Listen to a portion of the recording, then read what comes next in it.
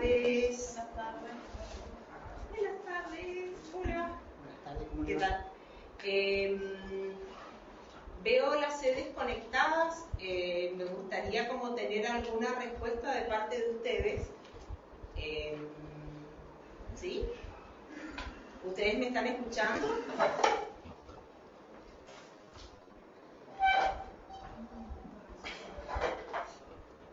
Una ceñita.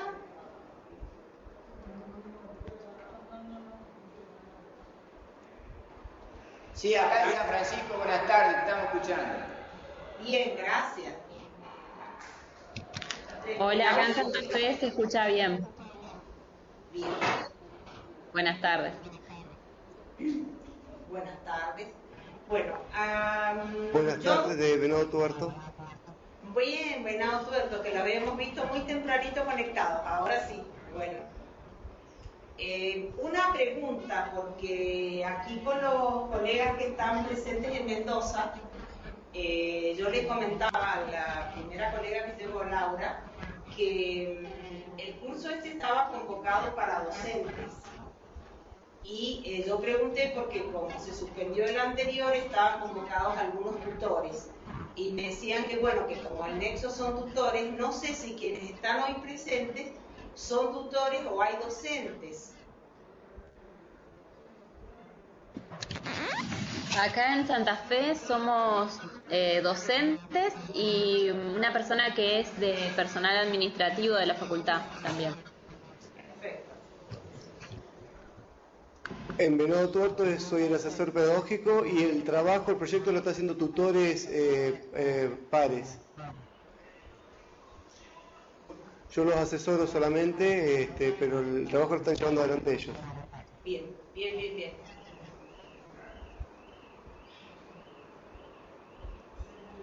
Bueno, Hola, ¿por ¿me qué? escuchan? Sí. Hola, de acá de San Francisco somos un docente y un tutor. Bien, bueno. Mi preocupación era esta, que como la base del curso es la misma, los tutores, digo, no se van a sentir desilusionados porque hay una parte troncal que tiene que ver con los fundamentos teóricos que es la misma, solo que la parte de docentes, por supuesto, está incorporada diferente a lo que preparamos para tutores. Entonces, me encanta que estén todos, pero lo quería explicar para que no digan, pero sí es lo mismo. Hay una parte que es similar y otra, por supuesto, apuntamos a los docentes. Igualmente me parece maravilloso, no importa que el proyecto lo estén llevando adelante los tutores, que fue lo que también me explicaron, sino que los asesores pedagógicos, por supuesto que tienen mucho, mucho para aportar y decir, y bueno, y si sirve formarse en esto, muy bien. Una aclaración que la vamos a hacer esta vez al principio para que quede todos tranquilos. Este curso, la idea es que ustedes lo puedan certificar, pero certificar con evaluación y un trabajo final.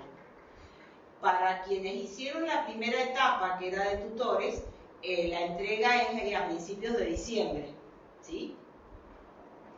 Pero quienes ahora se incorporan como docentes, vamos a poner una fecha. Yo esto ya lo consulté porque primero estamos en noviembre y segundo pensar en la entrega de un trabajo en diciembre, imposible pensarlo para nosotros que estamos cerrando las asignaturas y demás. Entonces la idea es poner, por ejemplo, la primera semana de marzo.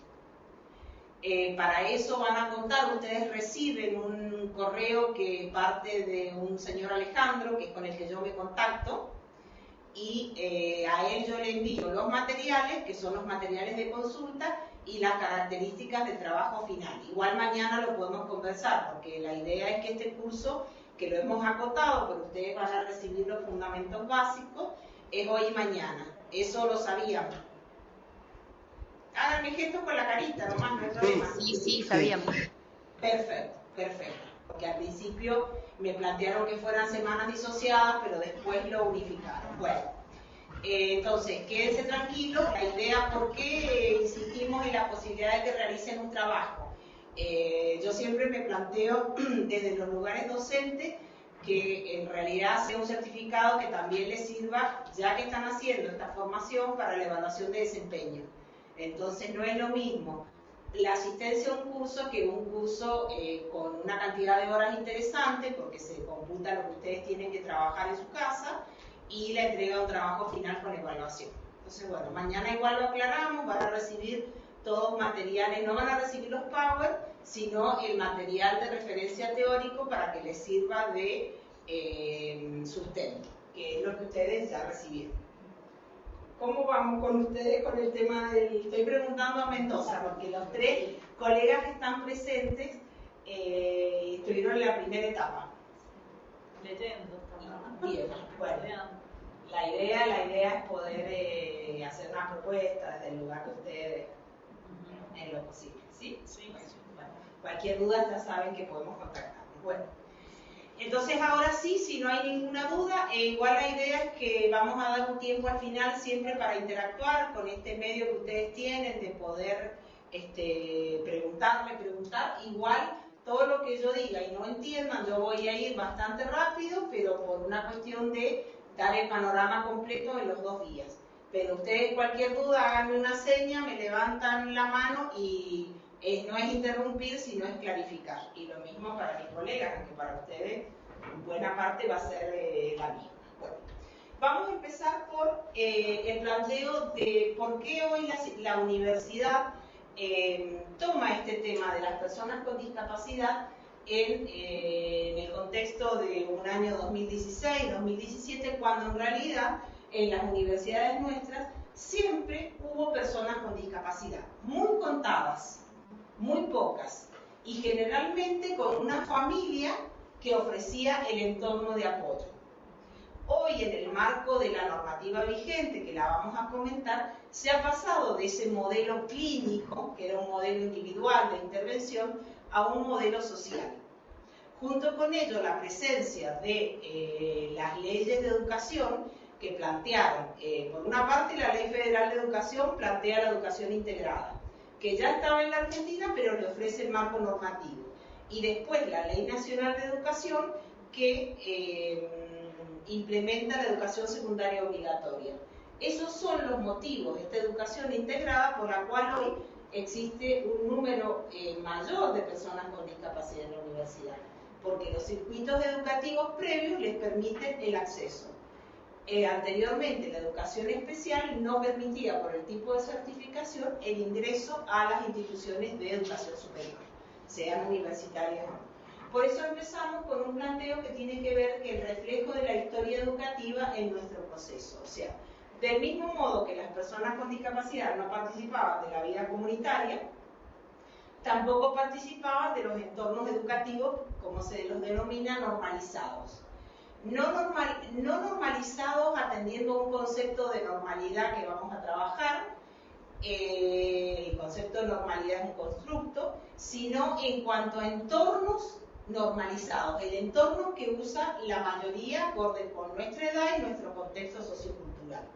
Entonces, hoy la sociedad se cuestiona desde otro lugar, el lugar de las personas con discapacidad. ¿Pero por qué desde otro lugar? Porque son los propios grupos de personas con discapacidad y sus familias las que plantean el derecho y la exigencia de participar. No es que la sociedad en realidad, ni la educación especial, yo lo digo, no me he presentado como profesora de educación especial, no somos nosotros quienes hemos avanzado en este planteo de una educación normalizada, sino son justamente las personas con discapacidad y sus familias, y las organizaciones. La verdad que no empecé por el punto 1, preocupada por si había docentes y no solo tutores. Yo me presento, soy Alejandra Grosona, soy profesora de deficientes visuales y bueno, he transitado por la orientación y el apoyo a personas con discapacidad en los niveles educativos primario y secundario desde hace muchos años en la universidad. La universidad no solo dedicada a personas con discapacidad visual, la universidad por supuesto nos demanda el planteo de distintas discapacidades, tema que vamos a tocar un poquito más en profundidad mañana. Para eso teníamos que... En la pantalla tiene el control. Aquí podía, perfecto. Bueno. En el marco de toda esta capacitación, quiero decirles que hay, además de la experiencia de muchos años, el sustento de un proyecto de investigación que yo dirijo, que se llama Estrategias de Accesibilidad Académica de Estudiantes con Discapacidad en la Universidad Nacional de Cuyo. Esta es la segunda parte del proyecto. Venimos con una línea que siempre está orientada al tema de la enseñanza. A nosotros nos importa muchísimo la enseñanza y en ese marco es que nos planteamos esta situación. Bien. Ustedes van a recibir material que les va a permitir leer sobre los conceptos de discapacidad. Lo más importante en este contexto de las normativas vigentes es que discapacidad ha dejado de ser un concepto que parte desde la medicina o desde la biología para empezar a ocupar un lugar desde el modelo social de interpretación de la discapacidad. Anteriormente teníamos un modelo biologicista o psicologista, entonces ha cambiado este concepto. El concepto que proviene de la biología o de la psicología es que la discapacidad es algo personal e inherente a la persona, es individual y es del otro. Los nuevos conceptos de discapacidad vienen del modelo social de interpretación de la discapacidad que plantean que la discapacidad es una categoría social y política, en cuanto implica prácticas de regulación y las luchas por las posibilidades de elección, la potenciación y los derechos. Existen muchos referentes teóricos que provienen y sustentan el modelo social de la discapacidad. El más conocido es Barton, pero esta línea se ha empezado a imponer en el sentido de reflexionar que la comunidad tiene mucho que ver en las posibilidades de la propia persona con discapacidad. Es decir, que no es el déficit lo que limita, sino son las condiciones del contexto. Ya desde la biología, si nos pasamos a otro modelo, que por supuesto tiene mucho que ver con la entrega de las certificaciones, es un tema muy complejo que amerita toda una charla. La certificación de discapacidad en realidad lamentablemente es necesaria para poder obtener derechos. Es un tema muy cuestionado porque una vez que una persona tiene un certificado de discapacidad, también tiene muchas limitaciones, porque en la vida social la gente lo ve como alguien que no puede. Discapacidad está muy asociado a modelos perimidos. En la clasificación internacional del funcionamiento de la discapacidad y la salud, más conocida como CIF, en el año 2001 ya comienza a incorporarse este concepto social, es decir, salir de lo individual, y la clasificación internacional menciona que una discapacidad es toda restricción o ausencia debida a una deficiencia de la capacidad de realizar una actividad en la misma forma o dentro del margen que se considera normal para el ser humano. Es decir, que empieza a presentar este equilibrio y esta implicancia que tiene el afuera y no solo el concepto del déficit, que lo vamos a ver en otras normativas que están vigentes. Entonces ahora aclaramos un pequeño punto, porque este curso tiene el nombre de la relación con la universidad inclusiva.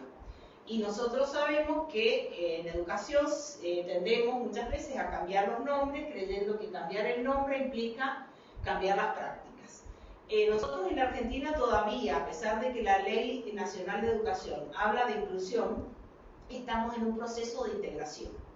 ¿Qué implica un proceso de integración? Diferente del proceso de inclusión, que en la integración todavía, en la educación especial, vamos nosotros, educadores, con una persona con discapacidad y pedimos el espacio, orientamos y asesoramos.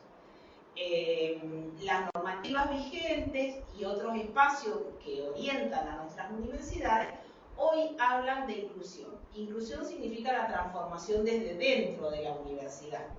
No es desde afuera que venimos con una persona con discapacidad que le otorgue el lugar, sino es la universidad la que se transforma y la que ofrece espacios para respetar la diversidad. Porque más adelante vamos a contextualizar este tema de que el concepto de discapacidad no es el único que integra al de la diversidad que hoy tenemos en las aulas. Porque si no, parecería y esto durante mucho tiempo ocurrió, que el único diferente al interior del aula es el que tiene discapacidad. ¿Sí? Bueno, por eso nosotros tenemos supuestos ontológicos desde el ser, desde lo axiológico, los valores, y desde lo metodológico que distinguen a la integración de la inclusión.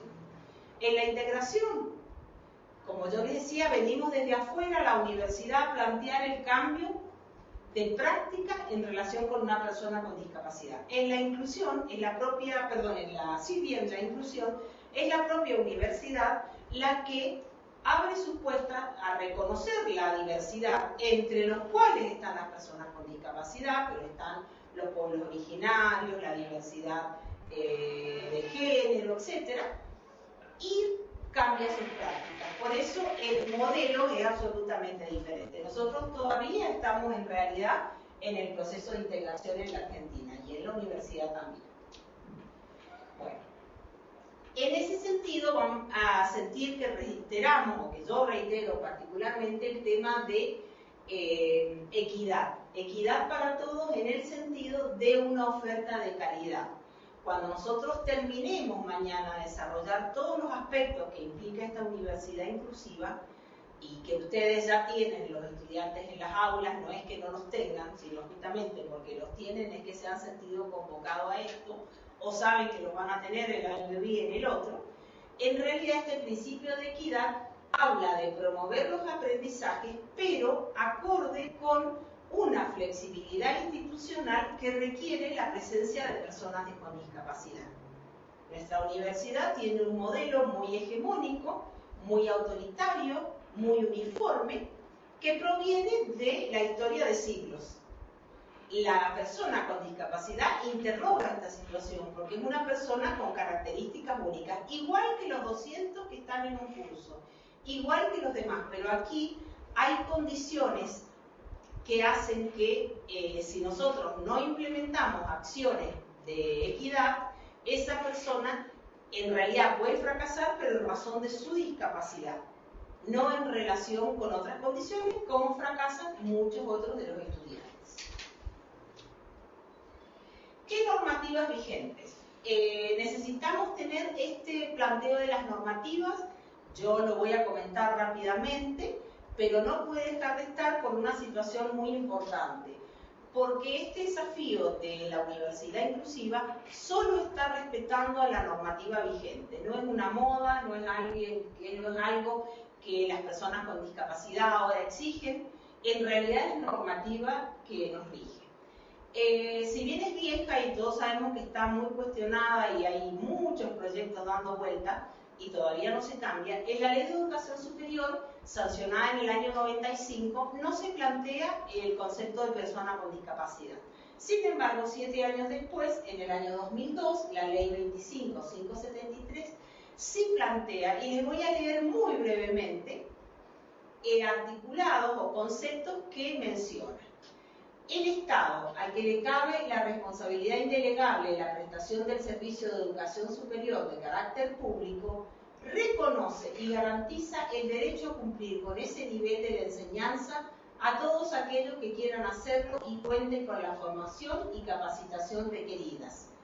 Y deberá garantizar asimismo la accesibilidad al medio físico, servicios de interpretación y los apoyos técnicos necesarios y suficientes para personas con discapacidad. A lo largo de estos 2 días vamos a aclarar el concepto de accesibilidad y los conceptos que hoy estamos trabajando a partir de documentos aprobados por el Consejo Interuniversitario Nacional que hablan de accesibilidad física, accesibilidad comunicacional y accesibilidad académica. Entonces, reitero, en el año 2002 recién se empezó a hablar de la accesibilidad al medio físico, los servicios de interpretación y los apoyos técnicos para personas con discapacidad. Nosotros sabemos que en nuestras universidades en estos últimos años hubo muchos cambios en la accesibilidad física, porque lo primero es poder estar para poder participar. Si nosotros no tenemos rampas, una persona con silla de ruedas no puede acceder a la universidad. Y no solo se trata de acceder a la entrada de la universidad, se trata de poder participar, como decimos, de manera manera vertical y horizontal, es decir, a todos los espacios a lo largo y a lo largo de todos los pisos que pueda tener la universidad, porque si no tenemos una rampa para ingresar a la universidad o a una facultad en particular, pero la biblioteca queda en el tercer piso y no hay ascensor, o el buffet queda en el segundo piso y no hay ascensor. Entonces eso no es poder estar incluido, que es participar en todos los espacios. ¿Qué otro punto plantea esta ley en el año 2002? Plantea el acceso al sistema sin discriminaciones, a obtener becas, referido a los derechos, a obtener becas, créditos y otras formas de apoyo económico y social que garanticen la igualdad de oportunidades y posibilidades, particularmente para el acceso y permanencia. Nosotros vamos a hacer mucho hincapié en acceso y permanencia, porque egreso no podríamos decir que podemos garantizarle ni a una persona con discapacidad ni a cualquiera de los estudiantes, porque se requiere todo un sistema que tiene que ver con la aprobación. Yo puedo ir a sentarme en la Facultad de Medicina durante 7 años que dura la carrera, pero si yo no ingresé, no rendí y no rindo las asignaturas, nunca voy a ingresar. O si yo ingreso, rindo el examen y transito por las aulas sin rendir, nunca nadie tiene por qué garantizar mi ingreso si en realidad es un tema no menor. Por eso siempre se habla de ingreso y permanencia. Y también en el marco de los derechos plantea expresamente que las personas con discapacidad durante las evaluaciones deberán contar con los servicios de interpretación y los apoyos técnicos necesarios y suficientes. En ese sentido, cuando hablemos de conceptos como formato accesible y demás, y de la accesibilidad, vamos a mencionar, por supuesto, la persona sorda, que se comunica a través de la lengua de señas con la presencia del intérprete, y muchas personas con discapacidad en relación con la comunicación, la presencia de apoyos técnicos, el poder comunicarse a través de, por ejemplo, una computadora. Y también habla y nombra específicamente de la universidad formar y capacitar científicos, profesionales, docentes y técnicos capaces de actuar con solidez profesional, responsabilidad, espíritu crítico y reflexivo, mentalidad creadora, sentido ético y sensibilidad social, atendiendo a las demandas individuales. Y aquí viene lo que nos ocupa, en particular de las personas con discapacidad, desventaja o marginalidad y a los requerimientos nacionales y regionales. Y en el artículo 29, que menciona las atribuciones, que explicita formular y desarrollar planes de estudio, de investigación científica y de extensión y servicios a la comunidad, incluyendo la enseñanza de la ética profesional y la formación y capacitación sobre la problemática de la discapacidad. La presencia de esta palabra, problemática de la discapacidad, nos deja muy en claro el momento histórico en el que esto fue escrito, que es en el año 2002. Cuando nosotros veamos ahora la normativa actualizada, vamos a ver que bajo ningún punto de vista se hablaría de problemática de la discapacidad. ¿Vamos bien hasta ahora? Háganme así una señita con la cabeza. ¿Se va comprendiendo? Sí, bien, gracias. ¿Qué es la ley que hoy, permiso, voy a pasar por delante? ¿Cuál es la ley que hoy en realidad nos rige, es muy valiosa y sobre la cual nos vamos a basar? Yo muestro porque esto es un folleto que trae la Convención Internacional de los Derechos de la Persona con Discapacidad, que fue sancionada en el año 2006 por la Organización de las Naciones Unidas, y en el año 2008, a través de la ley 26378, la ratifica nuestro país. Sin embargo, en el año 2015, a través de la ley 27044, adquirió jerarquía constitucional. Es decir, que esta ley que yo tengo en la mano, o sea, yo tengo el folleto donde está el desarrollo de la convención, tiene el mismo valor que nuestra Constitución. Es decir, que es importantísimo estos conceptos sobre los cuales nosotros nos vamos a basar y por qué hablamos de tantos derechos para que la persona con discapacidad pueda acceder en iguales condiciones. Vamos a mencionar algunos aspectos que son fundamentales de esta ley. ¿Por qué? Porque son los que vamos a atravesar didácticamente para plantear esas condiciones de equidad de la persona con discapacidad. Esta ley se ampara en el modelo social de interpretación de la discapacidad, que fue lo que yo mencioné previamente, y en la educación inclusiva. Volvemos a este concepto que implica que las instituciones educativas de todos los niveles, no importa, primaria, secundaria, la universidad con características propias, porque la universidad no es obligatoria, no es un circuito de educación obligatorio, pero que tiene que basarse en la educación inclusiva. ¿A quién reconoce como personas con discapacidad? Yo les decía que el tema de la certificación y de la denominación persona con discapacidad es un tema muy cuestionado, sobre el cual podríamos realizar una jornada completa. Bueno, la Convención no ha querido determinar una discriminación muy exhaustiva, sino que ha mencionado, justamente por ampararse en este modelo social de interpretación de la discapacidad, que son reconocidas como personas con discapacidad aquellas que poseen deficiencias físicas, mentales, intelectuales o sensoriales a largo plazo que, al interactuar con diversas barreras, pueden impedir su participación plena y efectiva en la sociedad, en igualdad de condiciones con las demás. Fíjense que aquí ya desde esta ley que nos rige se habla del reconocimiento de deficiencias, esto sin duda, pero habla de las barreras. Las barreras son las que están afuera, son las que están en la comunidad.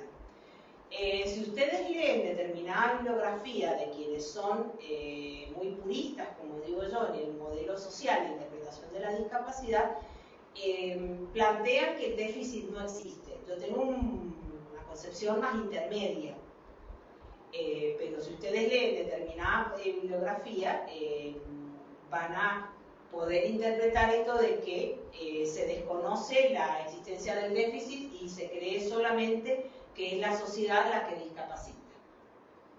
Y el propósito de esta convención, ratificada por numerosos países, entre los cuales está el nuestro, es promover, proteger y asegurar el goce pleno y en condiciones de igualdad de todos los derechos humanos y libertades fundamentales por todas las personas con discapacidad y promover el respeto de su dignidad inherente.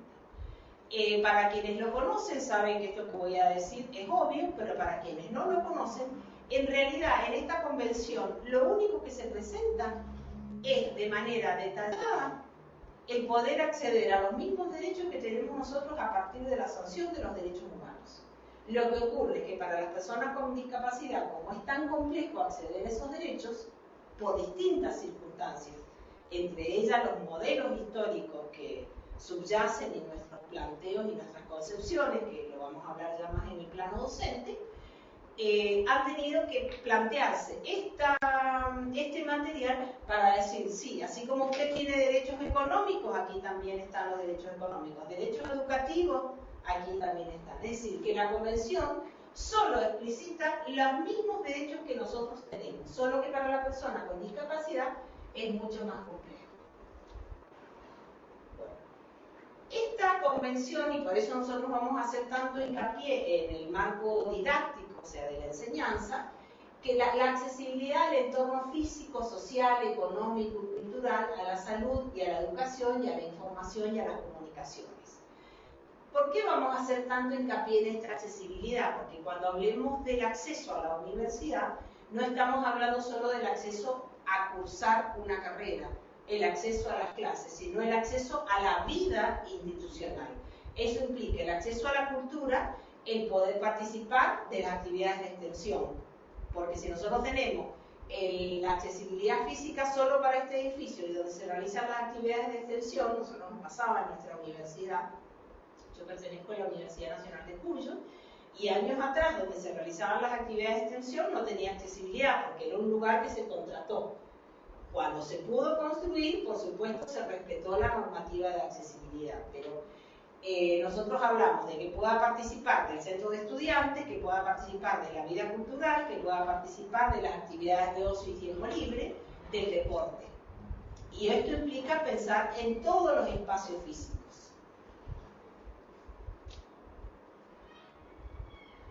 Bueno, También vamos a tomar una de las premisas de la Convención, que es que habla que la discriminación contra cualquier persona por razón de su discapacidad constituye una vulneración de la dignidad y el valor inherente del ser humano. Esto que parece una frase que uno diría, ¿y quién va a realizar discriminación? Explícitamente ninguno de nosotros diríamos, a veces sí, yo lo he escuchado. Este estudiante, este joven, esta persona no tiene por qué seguir esta u otra carrera. Eso lo vamos a conversar un poquito mañana. Pero, es decir, no es explícito habitualmente, pero en muchos casos el que no sea implícito no significa que no tenga condiciones de equidad. Si una persona ciega no tiene el material accesible para poder estudiar, no va a poder estudiar, porque él no puede ir a comprar una fotocopia, aunque sea de mala calidad, a la fotocopiadora. Si una persona sorda que se comunica por medio del intérprete de lengua de señas no tiene un intérprete de lengua de señas presente en todas las actividades que realiza, no va a poder comprender las clases. Si una persona con discapacidad motriz no tiene la accesibilidad física, las rampas, el ascensor, etc., también allí tenemos todos estos casos, por nombrar algunos, motivos en los cuales la discapacidad es la que los discrimina, porque no les permite participar. Cualquiera de nosotros compramos un material en la fotocopiadora. La persona ciega no lo puede comprar porque no lo puede leer o se lo tiene que leer otro. La persona con baja visión lo necesita ampliado, pero no se trata solamente de decir, bueno, hago una fotocopia ampliada, porque todos sabemos las condiciones de la calidad pésima con la cual se venden las fotocopias en nuestros lugares institucionales, porque tiene que ver con el costo, no porque sea mala intención. Y otro punto clave que plantea la Convención es el de la diversidad de las personas con discapacidad. Es decir, ni todas las personas ciegas son así, ni todas las personas sordas son así, ni todas, etcétera, etcétera. Este es un tema no menor porque en realidad si no pasan a estar como en una bolsa. Y a veces tenemos buenas experiencias sobre el tema, y experiencias familiares, experiencias de trabajar en otros niveles educativos, y a veces tenemos muy malas experiencias con determinadas personas con discapacidad. Entonces pasa esto de, por eso el reconocer la diversidad. Cada uno es diferente aún teniendo la misma discapacidad. Ni todas las personas ciegas son iguales, ni todas las personas con discapacidad motriz son iguales. Y luego voy a mencionar algunos conceptos que van a ser imprescindibles en la relación que establecemos mañana sobre qué es el formato accesible sobre el cual habla la Convención. La Convención plantea que comunicación incluye lenguaje, visualización de textos, el braille, la comunicación táctil, los macrotipos, que son las letras ampliadas, los dispositivos multimedia de fácil acceso, así como el lenguaje escrito, los sistemas auditivos, el lenguaje sencillo, los medios de voz digitalizados y otros modos, medios y formatos aumentativos o alternativos de comunicación, incluida la tecnología de la información y las comunicaciones de fácil acceso. De manera más simple, esto que plantea como comunicación, que es el sistema braille, la lengua de señas, los macrotipos ampliados, la informática que nos puede leer un texto a través de los lectores de pantalla, eso incluye comunicación. Al reconocer esto como comunicación va a tener estrecha relación con lo que mañana vamos a hablar de qué sería el formato accesible y las condiciones de equidad. Si yo reconozco que para una persona su lenguaje es la lengua de señas, tengo que garantizar la presencia del intérprete de lengua de señas. Entonces, esta definición está muy en contacto y en estrecha vinculación con lo que nosotros vamos a plantear como condiciones de equidad.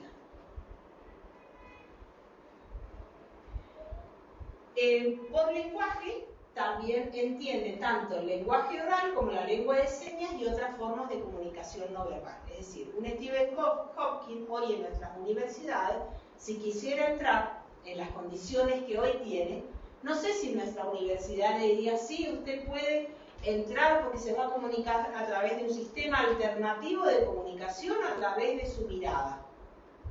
esto incluye esas otras formas de comunicación no verbal. Yo les aseguro que aunque esa persona tiene una dotación de inteligencia que nos sobrepasa a la mayoría de nosotros, o a mí seguro, en nuestras universidades sería todo un cuestionamiento que una persona ingresara en esas condiciones. Aquí venimos los docentes, yo también soy docente de universidad, vendríamos con estos planteos. No, aquí todos rinden oral. Mañana vamos a hablar sobre ese tema. ¿Qué implica? A ver, todos rinden oral. Esta persona que se comunica por un sistema alternativo de comunicación no habla. No sé si el día de mañana, por el avance de la ciencia, puede hablar, pero hoy no habla. Entonces, su forma de comunicación es un sistema alternativo. Y nuestra convención, hoy ley, lo reconoce. Al reconocerlo, lo tenemos que respetar. Pero yo les aseguro que eso en estas universidades provoca bastante escozor. ¿Qué menciona la convención? Discriminación por motivos de discapacidad. ¿Qué se entiende la discriminación por motivos de discapacidad? Cualquier distinción, exclusión o restricción por motivos de discapacidad que tenga el propósito o el efecto de obstaculizar o dejar sin efecto el reconocimiento, goce o ejercicio en igualdad de condiciones de todos los derechos humanos y libertades fundamentales, en los ámbitos político, económico, social, cultural, civil o de otro tipo. Incluye, aquí viene este concepto que yo les digo que vamos a trabajar mañana, incluye todas las formas de discriminación, entre ellas la denegación de ajustes razonables, mañana vamos a plantear con más profundidad qué es un ajuste razonable, desproporcionada o indebida cuando se requiere en un caso particular para garantizar a las personas con discapacidad el goce o ejercicio de todos los derechos humanos y libertades fundamentales. Voy a poner un ejemplo simple hoy.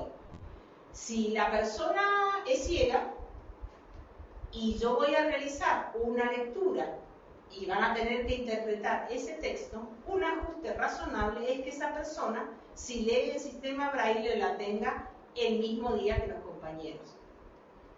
Si va a rendir un examen, que tenga el material en las mismas condiciones que lo tienen sus compañeros. Nuestras universidades, hay muchas historias y experiencias del planteo que llega el docente, no traje el parcial, pero no importa, podés presentarte. Esto es una historia, voy a contar una real, concreta, de hace 3 meses, en otra universidad, no es ni donde estamos en el curso, ni la universidad donde yo trabajo, pero me lo cuenta una amiga de mi hijo que estaba cursando. Una universidad nacional, también con un programa de inclusión, pero bueno, siempre ocurre estas situaciones. Llega el momento del parcial, llega la profesora y le dice a una alumna ciega, ay, lo que no te hemos traído el parcial, ¿no te avisó el profesor titular? No, no lo tenemos, pero bueno, vos podés venir a rendir al recuperatorio. Igual si querés ahora quedarte y escuchar las preguntas. Si nosotros hacemos que esta persona ya vaya al recuperatorio, estamos discriminando por motivos de discapacidad, porque no le dimos la primera opción, que desapruebe porque no sabe. O porque no vino. Muy bien, acá mi colega me dice porque no vino, o sea, que desapruebe por otra situación. Clase siguiente, recuperatorio. La misma situación, llega la profesora y le dice, vos sabés que no tenemos, pero bueno, vas a poder rendir después. A ver, estas situaciones que parecen, que pasan esporádicamente, en realidad pasan de manera bastante sistemática, porque para eso implementamos y por eso, bueno, trabajamos primeramente con los tutores el tema de la importancia de la autodeclaración de la persona con discapacidad, y en ese marco de la autodeclaración, el poder generar dispositivos que canalicen el reconocimiento de esa persona y las necesidades de los apoyos accesibles, de los formatos accesibles, de lo que necesita. Para eso, bueno, esperamos siempre el gran compromiso de las secretarías académicas. Aquí el nexo grande es la Secretaría Académica. Por ajustes razonables, tema que vamos a profundizar porque es inherente a nuestra función docente, Se entenderán las modificaciones y adaptaciones necesarias y adecuadas que no impongan una carga desproporcionada o indebida cuando se requieran en un caso particular, para garantizar a las personas con discapacidad el goce o ejercicio en igualdad de condiciones con las demás, de todos los derechos humanos y libertades fundamentales. Aquí hay unas palabritas muy complejas que hablan de una carga desproporcionada, porque la carga desproporcionada tiene que ver con lo valórico y tiene relación con otro concepto que vamos a ver luego, que es el del diseño universal. ¿Por qué? Porque yo como docente o yo como rector que determino el presupuesto, puedo decir que voy como docente primero, que tener el material preparado para que se lo transcriban a las personas con tiempo previo, a mí me implica una tarea extra y es una sobrecarga por mi situación de docente con los 200 alumnos que yo tengo. O yo, rector, puedo plantear que es una carga desproporcionada pagarle a un intérprete de lengua de señas que esté en todas las clases. ¿Por qué? Porque yo con ese dinero que le pago al intérprete tengo un profesor para los 200 o 300 alumnos del primer año. Entonces, esto de la carga desproporcionada, ya les digo, está en relación con otro concepto que ahora vemos, pero tiene que ver con la concepción de cuál es la responsabilidad también que tiene cualquier institución educativa y la universidad en relación con el compromiso social. Porque ese dinero es tan cierto que sirve para un profesor como sirve para un intérprete. Ahora, tiene la relación con el concepto de discriminación por motivos de discapacidad.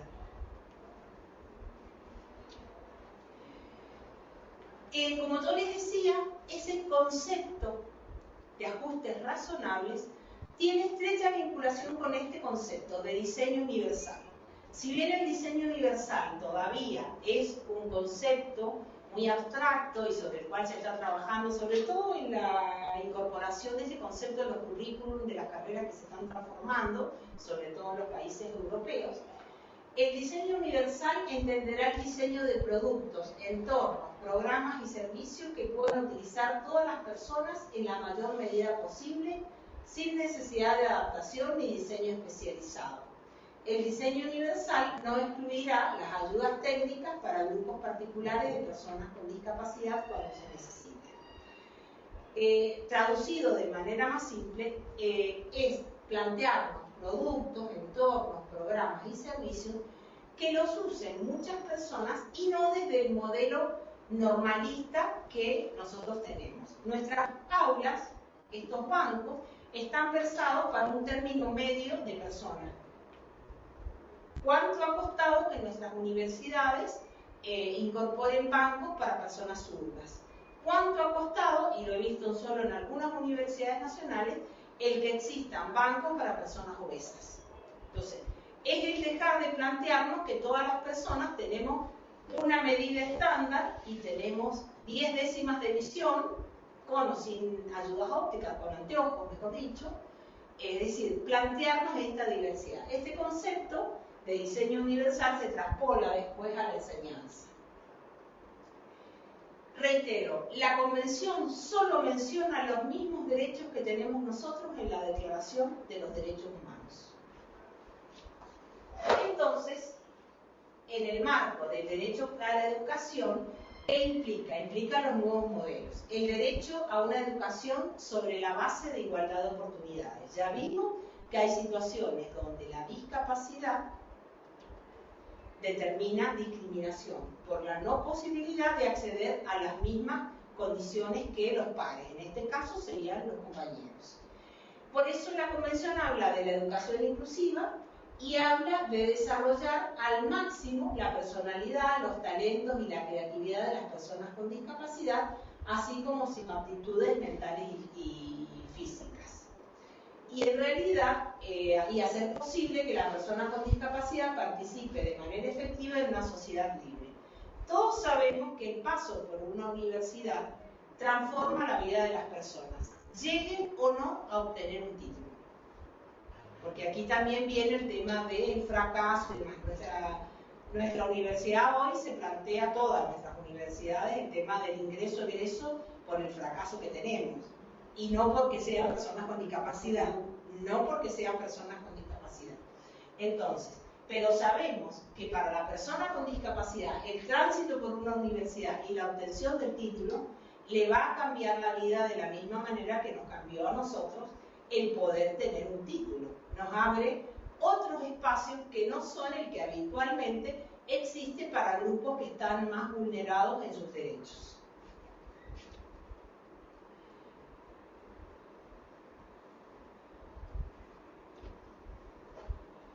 Vamos a ir entonces. ¿Cómo se concreta esta convención que hemos mencionado, que es ley, que tiene el valor constitucional en nuestra universidad a partir de la normalización universitaria? ¿Qué es la normalización universitaria? Implica las condiciones de vida normalizada, poder participar la persona con discapacidad de los mismos espacios y entornos de la persona que no tiene discapacidad, que puede tener otros medios de darnos a conocer el aprendizaje, que puede utilizar otras formas para estudiar, que puede requerir de algunas estrategias docentes para la explicación de un video, un PowerPoint, etc. Eso es lo que implica la normalización de la vida universitaria. Por eso hablamos de equidad, condiciones igualitarias para poder participar de esta vida normalizada. Las condiciones igualitarias implican transformaciones institucionales. Nosotros en este momento, este curso está, digamos, de alguna manera auspiciado por el Ministerio de Educación a partir de una comisión nacional que hoy se llama RED, la Red Interuniversitaria de Discapacidad, que le presentó al CIN, al Consejo Interuniversitario Nacional, el programa integral de accesibilidad en las universidades públicas. Yo fui coordinadora de esta red que nuclea a las universidades nacionales, la UTN también integra hoy esta red, y bueno, en ese marco el Consejo Interuniversitario Nacional tomó documentos que nosotros elaboramos y por eso hoy se está ofreciendo esta posibilidad de capacitar a los actores. Los actores son la comunidad universitaria. Y como último punto,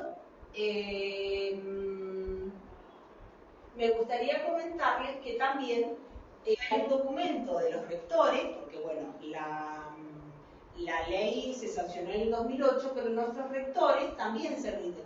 Fueran los que fueran, fue tomado como un documento que se llama Conferencia Regional de Educación Superior, asegurar el acceso creciente al derecho a la educación, y habla de, esto fue aprobado por los rectores de América Latina que fueron a esa conferencia, o sea, por lo cual es tomado por todos los otros, que habla de generar las estructuras institucionales y las propuestas académicas que garanticen, es decir, que garanticen el acceso a la educación, porque existen muchos grupos que han estado vulnerados sobre su acceso a la educación. Uno de ellos son los de las personas con discapacidad.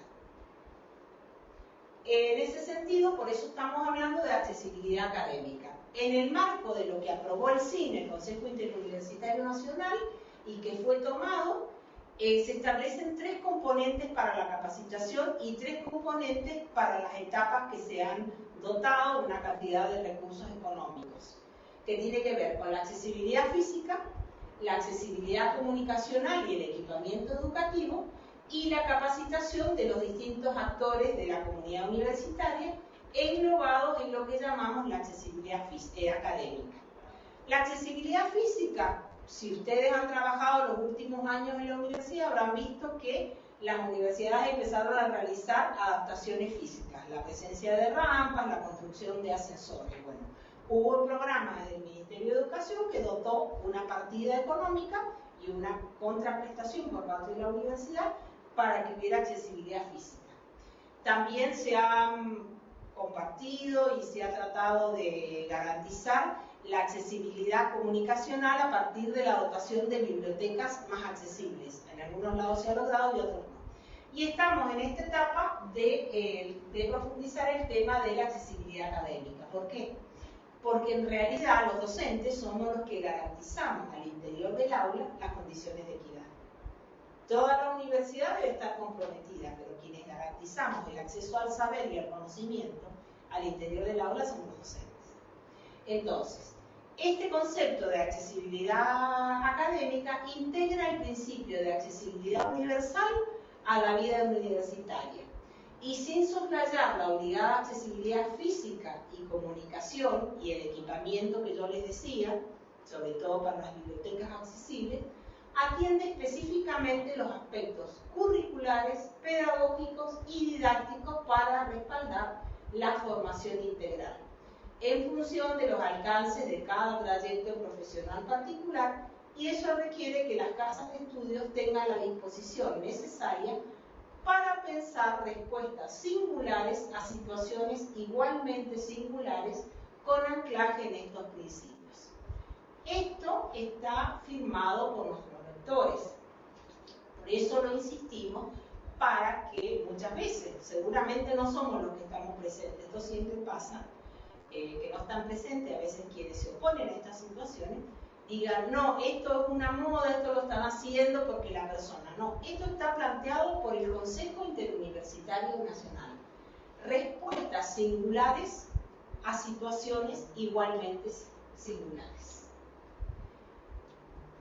Y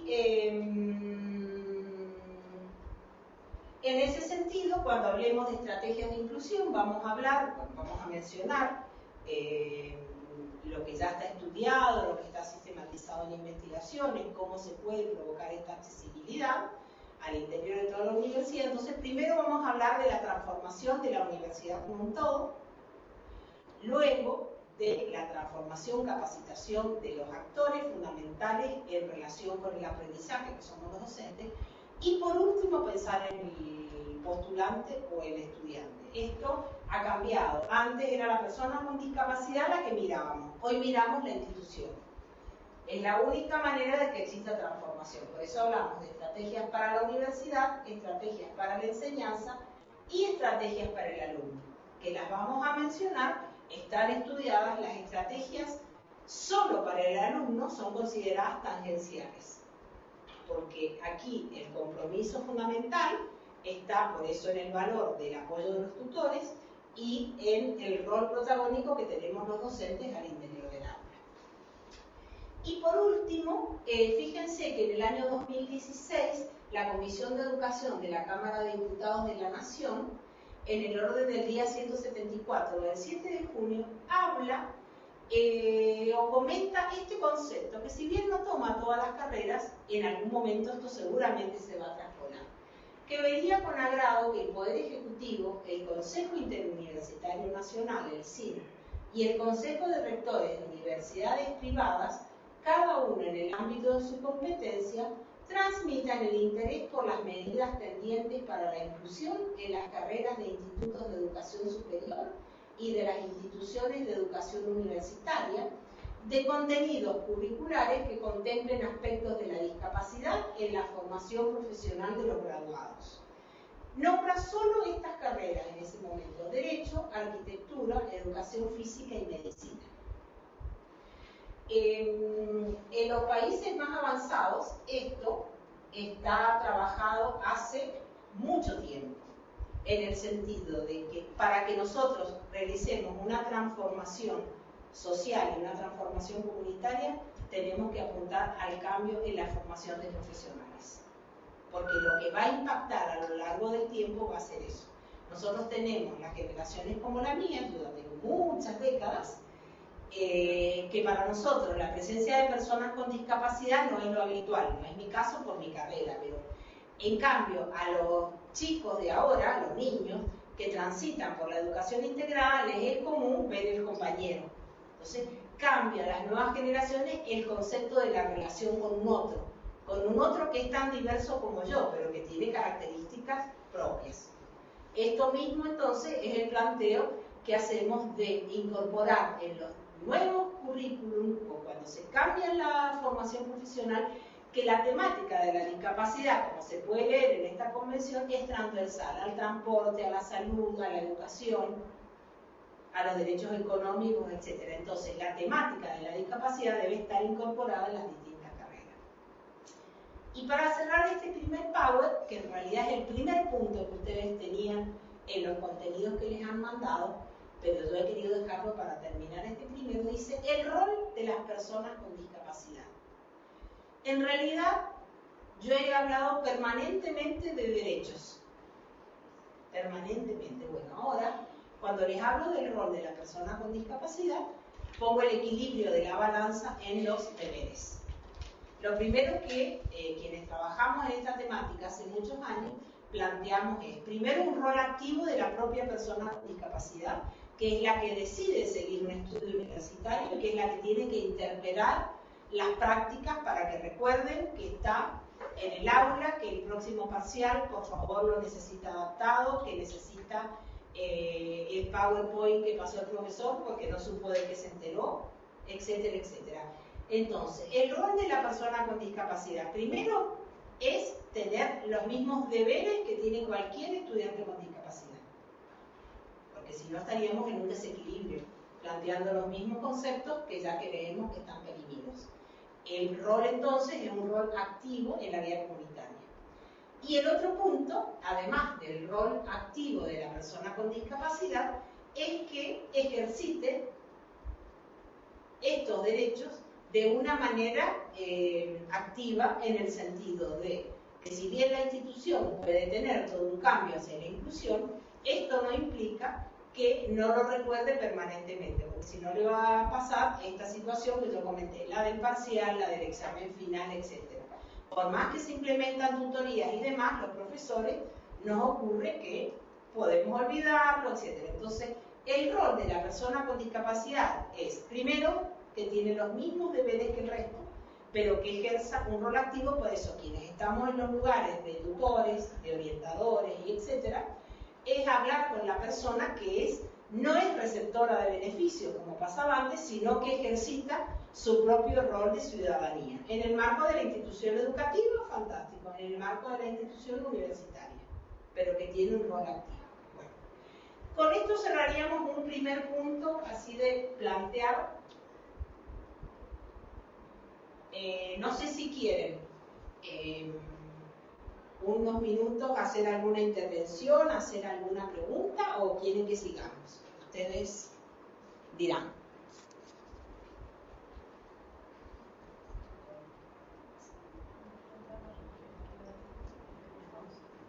¿Queda claro hasta ahora este primer planteo? Sí, nosotros quedó claro y bueno, podemos seguir, no tenemos inconveniente. Bien, pero muchas gracias. Venado queda claro y seguimos. Yo 19:25, 19:30 tengo clase, así que 19:20, si terminamos justo, mejor. Sí, yo diría a una amiga mía, yo soy profesora de deficientes visuales, ya se los dije, pero diría a una amiga mía que soy ingeniera, porque tengo determinadas características. Mi idea es que a las y 20 dar el tiempo de comentarios y preguntas. Igual le agradezco al colega que lo avise, porque si él se levanta y se va, ya sabemos que tiene clase. Gracias. Bueno, igual como estamos mañana, todas las preguntas y demás vamos a dejar más espacio.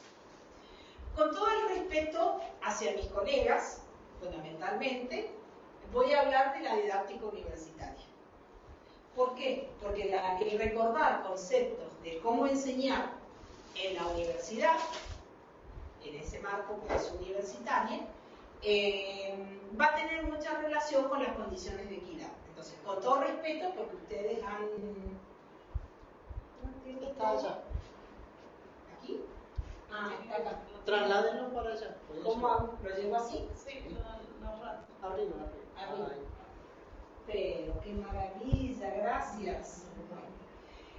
Con todo el respeto a mis colegas, voy a rememorar, voy a recordar, voy a traer de nuevo algunos conceptos de la didáctica universitaria por la estrecha vinculación que van a tener con el tema que nos ocupa. Entonces, les pido disculpas, porque es con mucho respeto, porque ustedes son los que saben de la didáctica. En realidad, nuestra universidad, todas nuestras universidades tienen algunas características propias, y puede ocurrir mucho en esta universidad fundamentalmente, que es Nuestros docentes son profesionales que vienen de un área o una disciplina, pero que no tengan formación en la enseñanza. Entonces, y provienen de modelos que están bastante perimidos, pero que lo solemos seguir escuchando. Yo aprendí así, así van a aprender mis alumnos. ¿Sí? Esto está totalmente cuestionado desde los nuevos conceptos de la didáctica, que no son nuevos, porque los hemos estudiado desde la formación del profesorado, pero que para un docente cuya disciplina de base es tal vez la ingeniería, la arquitectura, la medicina, tiene poco de formación sobre el cómo enseñar. Uno tiene una experticia en el saber, pero el tener una experticia en el saber no implica que yo sepa enseñar. Aquí es donde está el valor de la didáctica. Entonces, ¿qué nos ocurre? Que en realidad tiene que haber una necesaria complementariedad entre la formación de los aspectos pedagógicos, didácticos, psicológicos, sociológicos del rol docente con el área disciplinar que enseñamos. Esto la universidad no lo otorga, si bien en los últimos años hay un incremento muy fuerte de los cursos de docencia universitaria que tienen ese objetivo. La realidad es que no siempre se da esta traspolación de tener el saber de los saberes de la disciplina, pero poder mediarlos para que sean saberes comprensibles. Bueno, ¿qué ocurre? Que la legitimidad profesional, el prestigio en el campo profesional suele estar dado por otros aspectos que no son el de saber enseñar. O sea, no es lo que está valorado en nuestra universidad. Entonces, esto repercute e impacta en una doble dimensión, en el aula y en la institución, en el marco de la universidad toda. Por ejemplo, un buen documento de cátedra con solvencia teórica, científica y bien mediado no parece tan importante como una publicación. Sobre todo cuando en nuestras instituciones, y yo lo digo por mi propia universidad, ingresan muchos docentes que tienen como carrera paralela y fuerte la investigación científica. Entonces, valoran más la publicación de los artículos que la elaboración de un buen documento mediado. Entonces, esto es un tema no menor cuando estamos hablando de la didáctica. Porque en realidad una buena clase, muchas buenas clases, es decir, un docente didáctico, solo y nada menos impacta en los estudiantes de su aula. Esto que parece una obviedad no es tan obvio en nuestras clases universitarias, donde la disciplina ocupa un rol tan importante y no la mediación de los aprendizajes. Una buena clase, muchas buenas clases, didácticamente hablando, pueden lograr que un alumno aprenda y comprenda que posee condiciones personales que lo habilitan para el logro de un título profesional, por lo cual podemos decir que impacta en su calidad de vida y en su futuro profesional. Esto impacta para todos, pero no les puedo decir cómo para la situación de una persona con discapacidad. ¿Por qué? Porque sus oportunidades no han sido las mismas del resto de sus pares. Esto que decimos de la mochila con la que ingresa el postulante, en la persona con discapacidad a veces está muy vacía, pero por las propias condiciones de vida que ha tenido a su alcance. Por eso tenemos que repensar las dimensiones del proceso didáctico, cómo se entrelazan en la enseñanza. Las dimensiones del proceso didáctico hablan de lo ontogenético, las características del sujeto que aprenda, lo metódico, la metodología que se utiliza. Hoy no hablamos de metodología, hablamos de en realidad de estrategias didácticas. La dimensión epistémica, el saber que enseñamos, y el contexto. Cuando nosotros focalizamos en que el alumno es el que no aprende, y máxime cuando tiene discapacidad, estamos solo poniendo el énfasis en la dimensión ontogenética. Es el otro el responsable que no aprende. Sobre todo porque discapacidad está muy asociado a no puede. Y está muy asociado a discapacidad intelectual. Y no es discapacidad intelectual toda discapacidad. Si nosotros, en cambio, lo que se llama el obstáculo ontogenético, cuando solo atribuimos al alumno la responsabilidad de por qué no aprende, lo ponemos en equilibrio con las otras dimensiones, estamos viendo que hay tanta relación entre las características del alumno como las estrategias que yo utilizo, o sea, la dimensión metódica. Esas estrategias que yo utilizo para enseñar tienen estrecha vinculación con la dimensión epistémica, lo que yo voy a enseñar. Si bien tenemos muchos docentes que dicen, yo aprendí así y así tienen que aprender mis alumnos, y pueden escribir ejercicios y no explicar, etcétera, etcétera, o enviar al libro, etcétera, etcétera, la realidad es que existen estrategias diferentes para contenidos diferentes. Entonces, aquí es donde viene de nuevo el valor de la didáctica. ¿Por qué? Porque todos los alumnos tienen que aprender a través de distintas estrategias los distintos contenidos. Es decir, que nosotros tenemos que pensar en el proceso de mediación. Y esto en la universidad no es un tema en realidad muy sencillo. ¿Por qué? Porque justamente no nos volvemos a hacer las preguntas de la didáctica. Por eso yo les pido disculpas por tocar temas que ustedes ya saben, pero justamente estos temas van a tener mucha vinculación con la persona con discapacidad. Las preguntas del qué enseño, las preguntas clásicas de la didáctica, qué, cómo, con qué, para qué, etc. La pregunta o el tener claro qué enseño no soslaya, no minimiza, no anula las otras preguntas de la didáctica. El cómo, el con qué, el cuándo, el dónde, el con qué y el para qué enseño. Algunos profesionales expresan en el aula universitaria, digamos, se expresan y también estamos olvidando que somos docentes universitarios y no solo profesores que dan clase. Por eso hay que volver a estas preguntas. ¿Por qué? Porque en realidad el qué y el cómo enseñar van a tener estrecha vinculación con la preparación de las clases. Y van a tener estrecha vinculación con la persona con discapacidad. ¿Por qué? Porque fundamentalmente aquí el qué enseño sabemos que es el saber.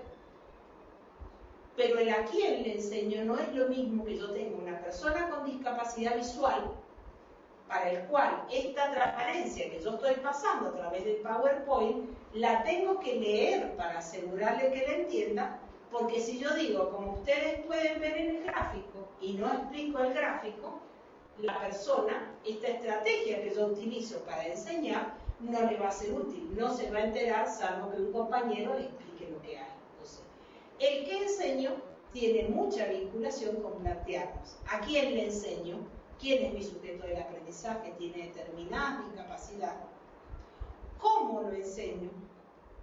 ¿Por qué? Porque voy a tener que utilizar diferentes estrategias. Entonces, en este sentido, el imaginario social es el que tiene que cambiar en nuestras universidades. Por eso nos planteamos esta formación inclusiva. ¿Por qué? Porque el imaginario social, lo repetimos, persona con discapacidad, beneficiaria, no tiene un rol protagónico y además, ¿por qué se le ocurre estudiar esta carrera? Que les aseguro que esta frase la he escuchado desde hace décadas.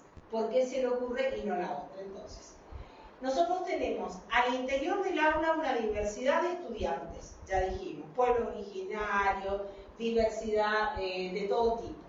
Este está como más identificado, pero cuidado, mañana probablemente vamos a mencionar algunas características que hoy plantean los docentes universitarios. Entonces, el diverso y el diferente no es este que tiene discapacidad. En ese sentido, vamos a cuestionar el concepto de normalidad. Entonces, saber que normalidad es un constructo, que hay tantos conceptos o criterios de normalidad como nosotros lo podamos establecer. Porque supongamos, si seguimos a Mayor, del Manual de Educación Especial, un autor muy referenciado en la educación especial, podríamos hablar de criterios de normalidad estadístico, clínico, sociocultural, legal, etc. Es decir, que en esto, cuidado, lo primero que tenemos que eliminar es ese concepto de persona con discapacidad como asociada a discapacidad intelectual. No obstante, pueden tener sus formas comunicativas propias y no significa que además muchas personas con discapacidad intelectual hoy no están estudiando en las instituciones de educación superior. Tema que vamos a tocar un poquito mañana. Entonces, el modelo de alumno universitario es el que primero hay que derribar como el modelo hegemónico del alumno que llegaba, porque el alumno que hoy llega, tenga o no discapacidad, es un alumno con otras características. Entonces, en ese sentido, como la discapacidad es uno de los aspectos de la diversidad, lo primero que hay que reconocer es que este postulante o estudiante llega con una historia educativa previa. Esto hay que reconocerlo, saberlo, por eso es tan importante la entrevista, la identificación, saber cómo él se manejó en los otros niveles, porque si no es como que estamos empezando, los docentes, la persona con discapacidad, a los docentes, la persona con discapacidad los inhibe, y resulta que en realidad esa persona ya ha transitado por circuitos educativos, entonces lo que hay que recuperar es su historia educativa. Y la manera de garantizar sus derechos también es preguntarle sobre los apoyos que tuvo, los formatos accesibles, porque entonces podemos empezar desde una historia previa y no creer que nosotros estamos empezando desde cero. Pero aquí por eso decimos la transformación institucional como un todo. Aquí yo tengo una imagen que ustedes no creo que la alcancen a ver, que es una imagen que ha pasado mucho por internet, que son, tiene por debajo escrito igualdad y equidad. Y son dos imágenes puestas de manera paralela, donde tres chicos están mirando a través de una tarima un partido, que bueno, esta imagen debe salir de Estados Unidos como un partido de béisbol. En igualdad están los tres, uno es alto, otro es mediano y otro es muy pequeño con el mismo banquito. Entonces, el alto y el niño mediano ven, el pequeño no ve. Equidad tiene el niño alto que no necesita banquito, entonces puede ver perfectamente. El que es intermedio tiene un banquito y también puede ver.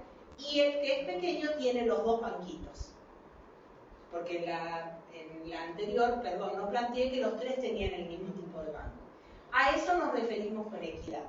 El que es alto no necesita el banquito, pero el que era más pequeño necesita dos banquitos. En ese sentido, por eso vamos a insistir sobre los conceptos de condiciones de equidad. Hay un concepto muy interesante, trabajado desde Curra en el año 2011, una investigadora de la Universidad Nacional de General Sarmiento, donde ella habla de la brecha entre el alumno real y el esperado. Ese es el primer concepto a trabajar hoy entre los profesores universitarios. A mí me pasa, tengo alumnos de segundo a cuarto. ¿Por qué? Porque ese imaginario no piensa a la persona con discapacidad al interior de la universidad, porque no era lo habitual, existían muy poco. Entonces, ya hemos visto, punto 1, que el rol protagónico que ocupan las personas con discapacidad. Entonces, por eso ha aumentado la presencia de personas con discapacidad.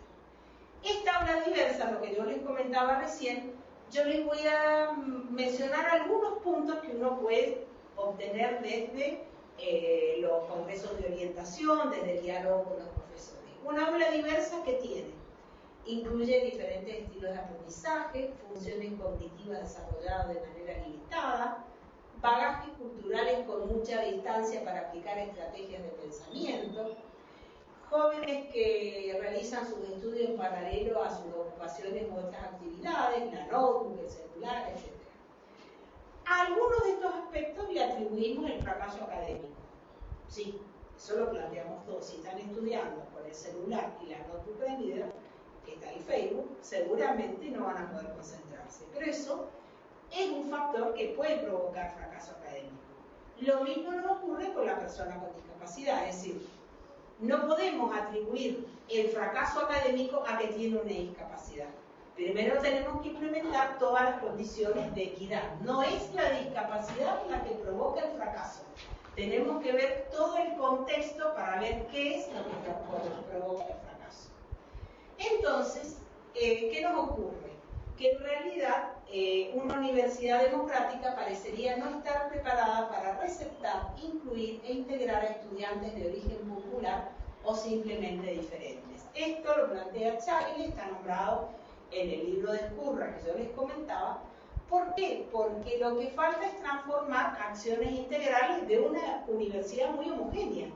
Todas nuestras universidades son muy homogéneas, con una característica, que la Universidad Argentina y la Universidad Latinoamericana tienen un recorrido curricular muy estricto. y con muy pocas materias optativas o electivas. Si nosotros vemos los contenidos, los recorridos curriculares de las carreras de Europa, vamos a ver que lo central del recorrido curricular obligatorio es mínimo y son más las materias optativas. Esto es mucho más beneficioso para las personas con discapacidad y para cualquier otro estudiante. Pero nuestro recorrido, la mayoría de nuestras universidades, es prácticamente un recorrido estático, con muy pocas posibilidades de elegir. Entonces, esta disonancia, que es ideológica y que es de nuestro filtro, es la que hay que superar. Primero, la presencia de estudiantes con discapacidad en la universidad solo está respetando sus posibilidades de acceder a derechos. Lo que tenemos que equiparar son sus oportunidades, para que si fracasa, no fracase por motivos de discapacidad, sino que fracase por otros motivos, como cualquiera de nosotros podemos fracasar en una carrera.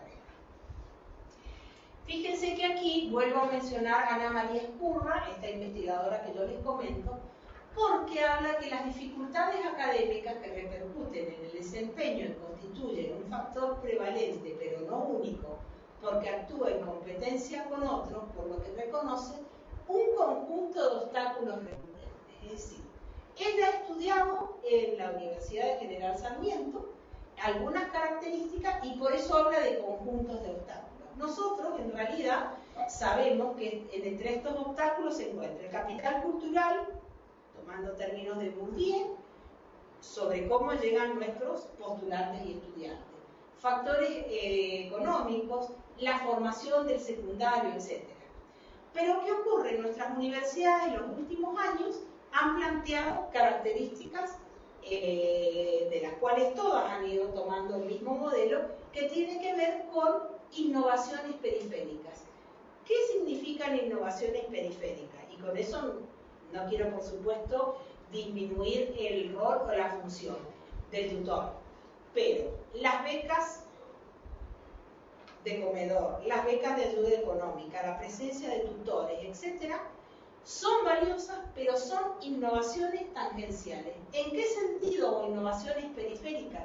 Que lo que nosotros tenemos que transformar, junto con la presencia de los tutores, los asesores pedagógicos, las becas, que sin duda son necesarias para equiparar oportunidades, es la transformación. ¿Cuál sería, si estas son innovaciones periféricas, la transformación del enseñar? Por eso volvemos a la didáctica universitaria. Lo que hace que las transformaciones educativas impacten en la mejora de los aprendizajes no son, y por esto no es que no tengan valor, sino que son complementarias. Lo que hay que cambiar es la transformación de la enseñanza al interior del aula. Entonces, a partir de las investigaciones que ha realizado esta autora, ella menciona que la práctica en el aula de los alumnos de grado son más importantes para el aprendizaje y la retención que el propio perfil, y que por eso las mejoras en la enseñanza determinan un rol causal concluyente. Entonces, volvemos a la importancia de la formación docente para este tema. Los aspectos didácticos, la utilización de pedagogía activa y el compromiso de los profesores constituyen un condicionante primario para todos los alumnos, especialmente para la población de estatus de desventaja. Esta investigadora realiza en el conurbano bonaerense esta investigación, o sea, también en grupos que podríamos considerar que están vulnerados desde muchos sentidos, como el de las personas con discapacidad.